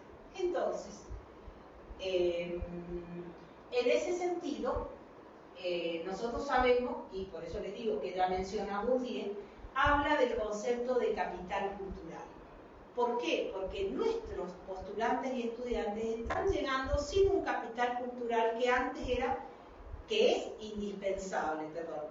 indispensable para la universidad, pero que antes estaba incorporado en nosotros. ¿Qué es? Como por ejemplo, tomar apuntes en clase, preparar exámenes, estudiar con bibliografía y comprenderla, utilizar el diccionario, efectuar una búsqueda documental, crear un índice, usar la biblioteca y herramientas informáticas, no estaban en la época que yo estudiaba en la secundaria, cuadros estadísticos y gráficos. Es decir, que hoy ese capital cultural del que hablaba Bourdieu, si lo describimos y lo abrimos, son necesarios para no fracasar en la universidad. Pero ¿qué nos está pasando? Que los postulantes que están llegando y que se transforman en estudiantes no tienen este capital cultural que es imprescindible para el éxito en la universidad. Porque inclusive hoy se está poniendo bastante en cuestionamiento. Yo ya he leído más de un artículo esto de los nativos digitales. Porque el que yo sepa, yo joven, por decirlo, yo no soy joven, pero si fuera un joven, manejar el celular no implica que yo sea un nativo digital, porque lo que no saben es realizar rastreos con seriedad, etc. O sea, que ese capital cultural le está faltando, y aquí es por eso que menciono este concepto de diversidad y su relación con discapacidad. Le está faltando un montón de nuestros postulantes, no solo a que tienen discapacidad. Entonces, está muy bien la necesaria presencia de los tutores. Es una tarea que, sobre todo en los países europeos, pasa a ser como imprescindible. Pero no nos olvidemos que este capital cultural que le puede estar faltando a la persona con discapacidad también le está faltando a otro estudiante. Sí. Trabajamos con tutores. En realidad, fuerte Laura, porque aquí una colega tutora, me parece importante su aporte. En realidad, quienes trabajamos como tutores apuntamos al uso de estrategias de aprendizaje y tiene que ver con todas estas pautas. Y cuando logramos que haya algún tipo de hábito, apuntamos a este tipo de cosas. Pero los chicos no las están trayendo, son pautas básicas para quienes estudiamos hace varios años atrás. Y tú decís, ¿cómo no se toma el apunte en clase? No tenés una carpeta propia. Y dicen, y es que estudié con la carpeta que prestaron, la fotocopié o le saqué una foto y no entendí nada. Y son estrategias básicas que hacen a las estrategias de aprendizaje que utilizamos. Exacto. Cuando las trabajás, como los chicos descubren el mundo o el horario, el cronograma de actividades, para que se puedan ordenar, y más acá en la Facultad de Ingeniería, que se puedan ordenar en función de lo que usan y que el estudio sea sistemático. Ese tipo de habilidades no vienen aprendidas. No vienen aprendidas, y por eso es tan importante que no se las atribuyamos solo al postulante o estudiante con discapacidad. Entonces, el rol del tutor pasa a ser muy importante, pero aquí por eso yo reitero lo vital que resulta recuperar la historia educativa. En realidad tengo una colega, ahora muy lindo el ejemplo del aula, del planteo que ella hace como tutora. Yo tengo una colega que me contaba que como ella daba en el último año del secundario, cuando tenían que ir a rendir la materia y tenían la obligación de ir a la hora de consulta que se implementó aquí en Mendoza, entonces dice, yo ya tuve que empezar a preguntar, a ver, ¿abriste la carpeta? No la abrí. Claro, porque ¿para qué vamos a comenzar por pensar en la hora de consulta si además no abrió nunca la carpeta? Y este planteo de que no estudié por los apuntes, en realidad nos ocurre permanentemente. Entonces, en ese sentido, es importante para que no atribuyamos solo a la persona con discapacidad esta falta del capital cultural específico. Pero a su vez, sepamos que para que él implemente ese capital cultural o lo incorpore y lo amplifique, vamos a necesitar estrategias específicas. Por eso, bueno, siempre es tan importante el rol del tutor par, porque el tutor par le puede decir todas esas estrategias que son indispensables para una lógica de vida universitaria que no está acostumbrada a la propia persona con discapacidad, pero tampoco está acostumbrado el tema. La universidad es muy libre, nadie nos dice curse o no curse, o sea, si hay características propias que planteamos los docentes, pero la realidad es que es muy libre. Entonces, estas estrategias, como decía aquí la colega, de aprender a aprender, para poder lograr el poder transitar de la manera más académica posible. Entonces, aquí hay unas palabras de Escurra muy interesantes, que el alumno esperado es el eje organizador del hábitus académico. Entonces, esta relación de Ana María Escurra sobre ese alumno esperado, lo primero que tenemos que erradicar es el concepto que ha sido un filtro en nuestra formación profesional, que las personas con discapacidad no transitan por la universidad, porque en realidad tenían otro circuito educativo. Entonces, Lo importante es que nosotros planteemos un equilibrio en los saberes. Resulta muy interesante, yo lo menciono, muchos de ustedes lo habrán leído, es un libro maravilloso de Ken Bain del año 2007 que se encuentra en internet, lo que hacen los mejores profesores universitarios. En realidad se plantea un estudio de egresados a partir de hacerle las preguntas de qué hace grande a un profesor y cuáles son los profesores que recuerdan los estudiantes mucho tiempo después de graduarse. Es un libro maravilloso, interesantísimo, por supuesto a quienes nos gusta la docencia, y da pautas muy interesantes y sobre todo que hoy ya se encuentra en internet. Entonces, están las preguntas, están las síntesis de las preguntas que los propios docentes nos planteamos.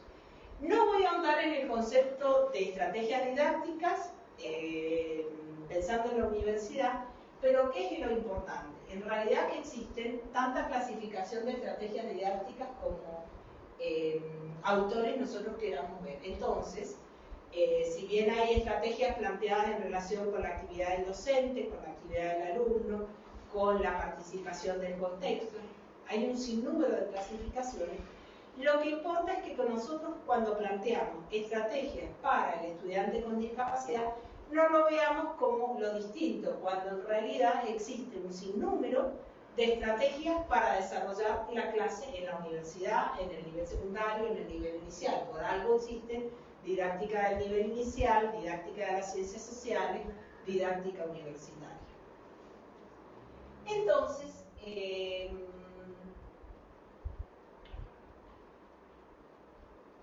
volvemos a plantearnos la necesidad de la transformación al interior del aula universitaria, la única manera de lograr los mejores aprendizajes. Entonces, como yo decía, podemos plantearnos estrategias centradas en el alumno, estrategias centradas en el docente, estrategias centradas en el proceso o mediaciones didácticas, estrategias centradas en el objeto del conocimiento. Entonces, plantearnos estrategias para este alumno con discapacidad motriz o para este alumno con la presencia del intérprete de lengua de señas no tiene que ser lo no habitual, sino plantearnos que está en el marco de lo que exige la enseñanza en la diversidad.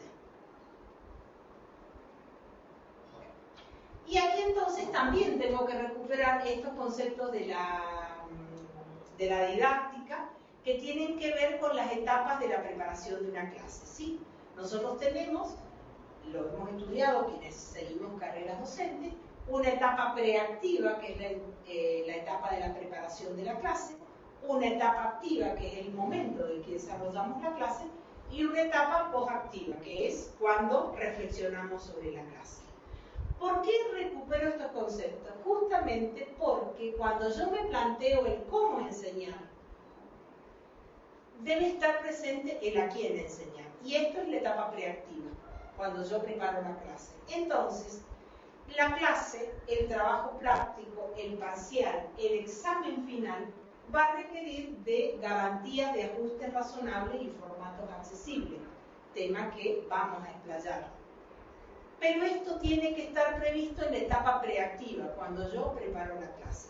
Y aquí volvemos al circuito institucional, la importancia de que la institución avise a sus docentes que va a tener un estudiante con discapacidad, si puede ser posible el año anterior, que oriente sobre cómo realizar formatos accesibles, que oriente sobre cómo tiene que orientar la bibliografía, o que oriente por qué la presencia de un intérprete de lengua de señas para los docentes no suele ser fácil tener presente a un intérprete porque se empiezan a plantear, ¿y qué implica interpretar? ¿Qué está haciendo con lo que yo digo? Entonces, bueno, esto es lo que tiene que estar previsto institucionalmente, avisar la presencia de la persona con discapacidad para que en la etapa preactiva el docente lo tenga en cuenta. Si lo tiene en cuenta, puede llegar a la clase, momento activo, y plantearse que tiene la lectura, que se la va a transcribir otra persona. No estamos diciendo que el docente va a hacer las transcripciones, no estamos diciendo que el docente va a hacer las grabaciones. Por eso yo les comentaba la de las bibliotecas accesibles. Toda esta dotación de recursos que se ha tratado de implementar desde las universidades para hacer la accesibilidad o para establecer, implementar la accesibilidad comunicacional. Esa transcripción, esa grabación no la va a hacer el docente, pero tiene que preverla con tiempo en la etapa preactiva para que le dé condiciones de equidad de que la persona con discapacidad en esta clase tenga la lectura, tenga el trabajo práctico, tenga el parcial y no pase lo de la historia. Ah, no te avisó el profesor titular, pero podés venir a rendir al recuperatorio. Aquí la discapacidad pasa a ser discriminatoria. Entonces, nosotros tenemos que equilibrar este proceso de enseñanza entre el saber ser, el saber conocer y el saber actuar en relación con la preparación de la clase del docente. Si yo no traigo el material previsto, no lo entregué con tiempo para que se lo transcriban, no tiene el formato accesible, la discapacidad, vuelvo a reiterarle, pasa a ser un motivo de discriminación. Entonces, la persona con discapacidad que tenemos en nuestras aulas o nuestro postulante puede no llegar a ser estudiante por no tener estas condiciones de equidad, porque sabemos que el paso en las universidades que toman el examen es eliminatorio para ingresar o no ingresar. Entonces, la persona con discapacidad se puede enfrentar a un entorno posibilitador o a un entorno discapacitante, pero no es la persona la que vive la situación por su déficit, sino es el entorno el que le ofrece estas posibilidades de accesibilidad o le pone las barreras. Por eso hablamos de barreras para el aprendizaje y la participación. Es el entorno el que me lo plantea. Si en esta institución no existe un ascensor, yo voy a poder ingresar porque hay una rampa construida como para que se ingrese la silla de ruedas. Pero si no hay un ascensor, no voy a poder ir a las distintas pisos que tiene este edificio. Entonces, el entorno, el que discapacita o no. Bien. Voy a pasar, como para dejar presentado para mañana, si les parece, muy rápidamente, una investigación donde la propia voz de los estudiantes es la que nos dice cuáles son los elementos que en realidad encuentran como obstáculo en el entorno. Y ahí, muy rapidita, cosa que podemos plantearnos unos minutos de preguntas y el colega que se tiene que ir se puede ir sin mayores problemas. ¿Les parece? Sí. Muy bien, gracias. Muchas gracias. Estoy haciendo algo hice. Ahora Vamos a hacer con la computadora. ¿Con el mouse? Ah, bueno, disculpen, es que como la otra vez me salió ya, me parecía que era una maravilla. Ahí está. Muchas gracias. Hay un concepto que surge de la educación inclusiva que habla de barreras para el aprendizaje y la participación. Esto proviene de Inglaterra, de unos autores como Bott y Einhoff, que en el año 2002 plantean esto y que nos hablan de un índice de inclusión. Ese índice de inclusión se planteó para la educación primaria, disculpen, pero hoy ya se ha planteado un índice tentativo para la universidad, que no deja de ser diferente. En realidad, habla de los contextos, los estudiantes, las personas y los contextos. Por eso habla de las políticas, de las instituciones, de las culturas, de las circunstancias sociales y económicas que afectan la vida de la persona. Voy a nombrar muy rápidamente esta investigación, que también se la yo se la voy a facilitar, porque es un artículo publicado en una revista científica, donde los propios estudiantes, y como es muy reciente, porque es del 2016, me pareció interesante, antes de plantearle yo mañana lo que se ha investigado y lo que está sistematizado, ¿qué dicen los propios estudiantes? Esto es de una universidad de Chile, se ha publicado en el año 2016 en la revista electrónica Actualidades Investigativas en Educación. El título del artículo es Barreras de aprendizaje para estudiantes con discapacidad en una universidad chilena. Demandas institucionales, desafíos demandas estudiantiles, desafíos institucionales. Entonces, antes de ver cómo hemos sistematizado diferentes países, sobre todo España, barreras, vamos a ver qué dicen los estudiantes. En realidad, primero vamos a contextualizar la educación universitaria en Chile, ¿sí? Ustedes saben que hasta el último gobierno, o sea, el gobierno reciente es el que se planteó, el de Bachelet, es el que se planteó la educación gratuita. Ustedes saben que la educación en Chile es paga. Inclusive las universidades que se denominan estatales, la cuota es bastante elevada. Le ofrecen, ustedes saben, un crédito que pueden después pagar durante un sinnúmero de años. A partir de estos artículos plantean situaciones muy discriminatorias que tienen las universidades chilenas y que yo desconocía. He estudiado en Chile, entonces, bueno, conocía algunas características que plantean para las personas con discapacidad.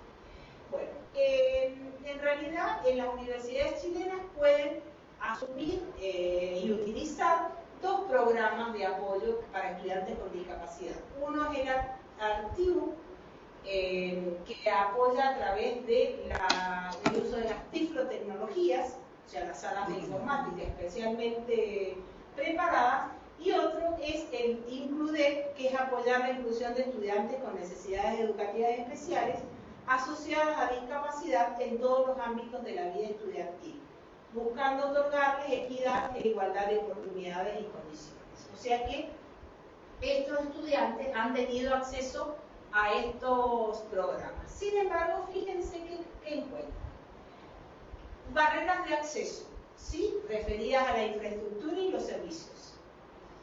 Barreras en el proceso de enseñanza y aprendizaje, lo que yo les decía, para que las transformaciones no sean tangenciales, que hay que involucrar las metodologías y evaluaciones utilizadas por los profesores, así como los materiales educativos y el acceso a la información. Barreras de gestión institucional relacionadas con los aspectos transversales de la universidad y no solo con una carrera o facultad. Y estudiantes, según su situación de discapacidad, presentan demandas diferenciales. ¿Por qué? Porque necesitan apoyos educativos específicos. En las barreras de acceso mencionan ascensores, señalética, adaptación de baños, el acceso a los baños, la movilidad en el edificio, las rampas de acceso al edificio, las rampas de conectividad, el acceso a las aulas, el acceso a laboratorios, el acceso a bibliotecas. Los estudiantes con discapacidad visual hacen referencias mucho más expresas al proceso de enseñanza. Es decir, a las dificultades de los docentes para relacionarse con ellos y qué les implica. El cómo preparan sus clases, el acceso a la bibliografía, lo que yo les decía, necesitan un material que esté adaptado con tiempo para poder estudiar. La plataforma, mañana vamos a mencionar la plataforma accesible. Si la plataforma de la universidad, la página web, no es accesible, no pueden ni acceder a la información ni a subir a sus trabajos prácticos, etc. Y la adecuación en los tiempos de la evaluación, aspecto que vamos a mencionar expresamente mañana. En la gestión institucional, que existan otros apoyos educativos solicitados por los estudiantes, probablemente no tengan tutores, no tengan el apoyo que se espera para acompañar, y en esta categoría de gestión institucional agrupan todas las demandas que no se relacionan con el proceso de enseñanza específicamente. Otro aspecto básico es el del financiamiento, la existencia de becas. En nuestros países esto no ocurre, existen bastantes becas y bastante ayuda económica para ayudar. Sin embargo, ellos hacen otro planteo que a mí me pareció bastante discriminador y por eso me parece interesante, como para cerrar esta investigación desde la voz de los actores, las propias personas con discapacidad, como se dice, que en realidad se amplíe el número de carreras articuladas al sistema de admisión. ¿Por qué? Porque están predeterminadas cuáles carreras pueden seguir las personas con discapacidad. Aquí tenemos todavía un modelo perimido, es decir, como cuando yo ingresé a la primera escuela, a la escuela de ciegos donde trabajaba, que había currículum según el coeficiente intelectual, Chile todavía carreras pueden ingresar las personas. Ese es un tema absolutamente discriminador. Entonces, bueno, en ese sentido, ¿qué es lo que las demandas que ellos plantean? Fortalecimiento de los programas, que la universidad cuente con más apoyo para los estudiantes y la definición de protocolos. En realidad los protocolos implican un orden y una organización para el tránsito de la persona con discapacidad. Muchas universidades tienen protocolos, pero eso no implica que se respete, porque a veces no se hace conocer a los docentes. Pero bueno, este punto de apoyo de los actores era el momento para terminar y dejar estos minutos para el diálogo y la participación de cómo el propio estudiante con discapacidad o el propio postulante encuentra lo que vamos a ver sistematizado mañana, que son barreras en el acceso, barreras en el proceso de enseñanza, barreras en la propia institución que todavía no está preparada a la presencia de personas con discapacidad. Esto sería como la primera clase para dejarnos un tiempo de comentarios, preguntas si desean. Sepan que van a tener el material, como yo les decía, un material de referencia para poder leer, profundizar y sobre todo clarificar los temas y poder preparar el trabajo final, que es importante también para que ustedes puedan certificar. A mí eso me parece siempre muy valioso. Abrimos el diálogo, comentarios y demás.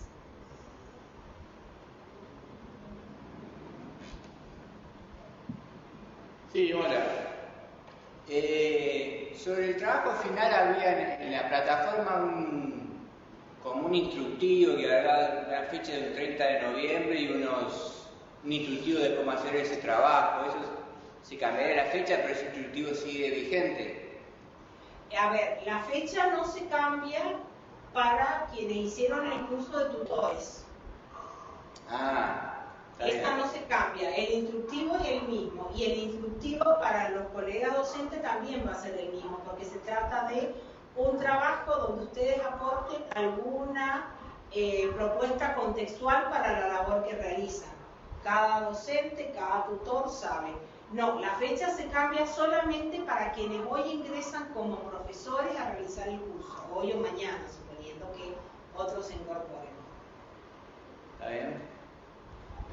De todas maneras, a ustedes les asiste el derecho, yo no, esto queda grabado, sé que no lo podría desmentir, pero les asiste el derecho a presentar una nota y plantear si se puede tomar otra fecha, pero eso sería una cuestión que ustedes decidan si no llegan. Como el curso se dio hace varios meses, existía la posibilidad de que terminaran el trabajo.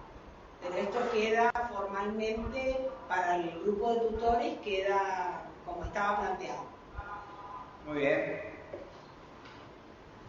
Nosotros de acá de Santa Fe queríamos consultar por el tema del campus y del material, que todavía no nos llegó el acceso.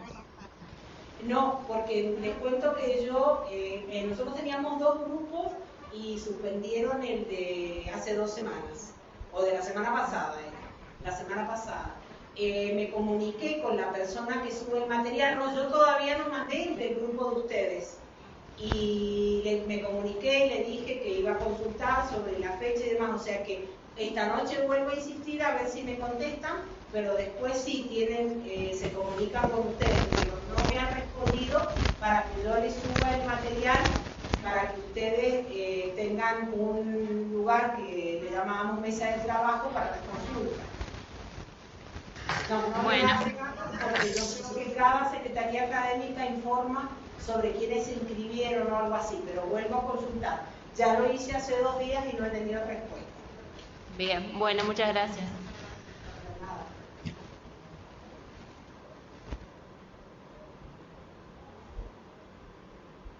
Sí, acá también tenemos dudas sobre figuramos en comisiones, dicen comisión 1 y 2, ¿puede ser? Es que esta comisión 1 y 2 eran 2 cursos. Se suspendió el anterior y por eso dijeron que ustedes son comisión 1 y 2. Que en realidad, por eso a mí cuando la colega que yo conozco de esta universidad y demás me escribió como que me estaban esperando, yo me quedé muy preocupada porque le digo, ¿por qué convocaron nuevamente tutores? Me explicaron que son el nexo institucional que está trabajando fuertemente con los estudiantes con discapacidad. Entonces, a este grupo de docentes que estaba convocado junto con los tutores le llamaron en esta etapa 1 y 2. Pero esto viene de Buenos Aires. Ustedes saben que yo me contacto con Alejandro Stafa, que estuvo la otra vez presente en uno de los grupos, y con él acordamos, por eso yo tenía destinado esto para docentes. Me preocupaba porque si eran solo tutores se iban a sentir muy desilusionados porque había una parte troncal que era la misma, no la específica de docentes. Bueno, y la idea sobre el trabajo final que pensamos hacer, que podemos ir teniendo, ¿podemos ir acercándote a tu mail o no? Sí, yo lo que en la última semana de noviembre ya puedo empezar a leer, por supuesto, y además que la idea del trabajo final, este es un proceso, yo creo en el proceso y no en el producto. El objeto no es, está bien, está mal, aprueba esa prueba, porque entonces estaría con mis acciones desdiciendo lo que implica esta didáctica universitaria. Yo estoy tapadísima de trabajo las 3 semanas de noviembre, pero la última lo puedo leer. Igual, en la fecha de presentación, bajo ningún punto de vista sería aprueba o no aprueba. Llegado el caso, iría a la devolución del trabajo con alguna sugerencia de mejora, pero bajo ningún punto de vista sería de entrada esto está desaprobado, porque me parecería que no cumplimos el objetivo. Para mí, y por eso yo planteé que pudieran tener este trabajo final certificado. Ese fue un planteo que surgió para mí por el valor que tiene que ustedes tengan una certificación con evaluación. O sea, que tengan seguro que yo les voy a hacer las sugerencias, pero no, la idea no es que desaprueben. Pero bueno, sí, la última semana, si quieren, lo pueden mandar a mi correo, no hay ningún problema. Bueno, la primera vez les pido que no, porque tengo que entregar informe de avance de investigación. Está bien.